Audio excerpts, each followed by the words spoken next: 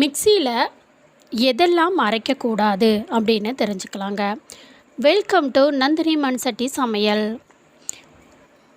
நம்ம முன்னோர்களோட காலத்தில் சட்னி இல்லைன்னா குழம்புக்கு தேவையான பொருட்களை அரைக்கணும் அப்படின்னா அவங்க அம்மியில் தான் அரைச்சிட்டு வந்தாங்க. ஆனால் இன்றைக்கி இருக்கக்கூடிய காலகட்டத்தில் அம்மியில் யாருமே அரைக்கிறது இல்லைங்க. இன்னும் சொல்லப்போனால் எல்லா வீட்லேயும் அம்மி இருக்கிறதா அப்படின்னு தெரியல.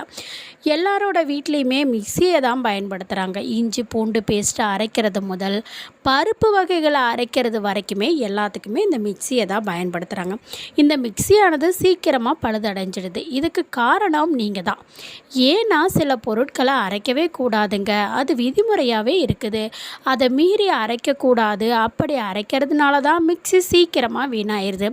இந்த வீடியோவில் என்னென்ன பொருட்களை எல்லாம் அரைக்கக்கூடாது அப்படின்னு நம்ம தெரிஞ்சுக்கலாங்க. இப்போ ஒவ்வொன்றா நம்ம தெரிஞ்சுப்போம் வாங்க.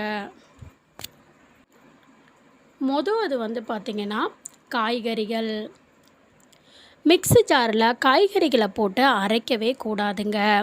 இந்த காய்கறிகளை சின்ன சின்ன பீஸாக கட் செஞ்சு அரைக்கலாம். நிறைய பேர் அப்படியே முழுசாக போட்டெல்லாம் இதை அரைப்பாங்க.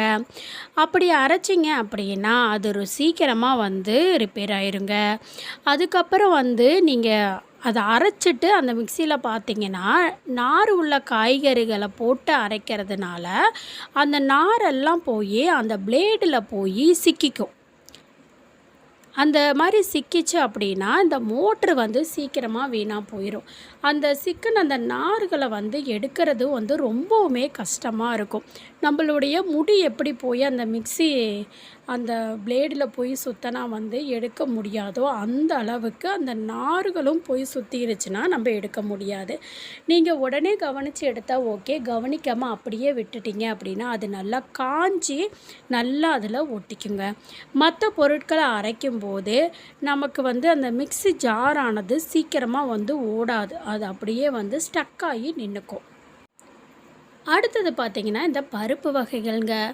கடினமான கொட்டை வகைகளை அரைக்கவே கூடாது. ஏன்னா நீங்கள் கடினமாக இல்லைன்னா கொட்டை வகைகளை அரைக்கும்போது பிளேடில் அழுத்தம் கொடுத்து பிளேடு வீணாகிடும். அதனால் இந்த மாதிரியான பருப்பு வகைகள் கொட்டை வகைகள் இதெல்லாம் அரைக்கக்கூடாது. சில பேர் இந்த கடலப்பருப்பு இதெல்லாம் போட்டு மிக்சிலேயே நைஸாக அரைச்சி பவுட்ரு பண்ணி வைப்பாங்க. அதெல்லாம் போடவே கூடாதுங்க. அதனால் இதெல்லாம் தவிர்க்கிறது மூலயமா இந்த மிக்சியோனுடைய லைஃப் அப்படிங்கிறது அதிகமாகும். அதே மாதிரி மிக்சியில் நல்லா நைஸாக அரைக்கவும் முடியுங்க எப்போதுமே. அதனால் இதெல்லாம் தவிர்த்திடுங்க. அடுத்ததாக பார்த்தீங்க அப்படின்னா நிறைய பேர் சூடான உணவுகளை அரைப்பாங்க. அதாவது பொதுவாக மிக்சியில் சூடான பொருட்களை சேர்த்து அரைக்கவே கூடாது. அப்படி அரைக்கிறதுனால மோட்ரு சீக்கிரமாக வீணாயிடுங்க. நிறைய பேர் சட்னியை நல்லா வதக்கிட்டு ஆற விடாமல் அவசரமாக என்ன பண்ணுவாங்க, அது கொதிக்க இருக்கும்போதே மிக்ஸி ஜாரில் அந்த சட்னியை போட்டு அரைப்பாங்க. இப்படி அடிக்கடி செய்கிறதுனால என்ன ஆகும் அப்படின்னா நார்மலாகவே மிக்ஸி ஓடும்போது நமக்கு அந்த மோட்ரு சூடாகும்.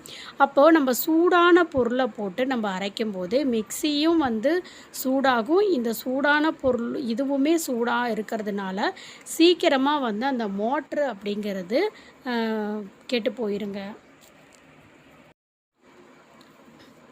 அடுத்ததாக பார்த்தீங்க அப்படின்னா இந்த கிழங்கு வகைகள்ங்க.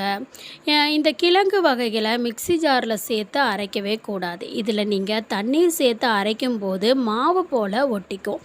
இதனால் மிக்ஸி ஜாரோட பிளேடு சீக்கிரமாக வீணாகிடும்.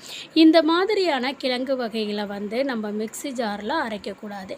இதை நம்ம வேக வச்சு அரைச்சாலும் அது இதாகிக்கும். இல்லை பச்சையாக அரைச்சாலும் இதில் ப்ராப்ளம் வந்துடும். மிக்ஸி சீக்கிரமாக கெட்டு போயிடும். அதனால இதை தவிர்த்துடுங்க.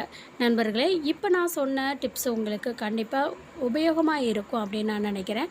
அப்படி உபயோகமாக இருந்துச்சுன்னா மறக்காமல் நம்ம சேனலை சப்ஸ்கிரைப் பண்ணிக்கோங்க. இந்த வீடியோவை லைக் பண்ணிக்கோங்க. நன்றி.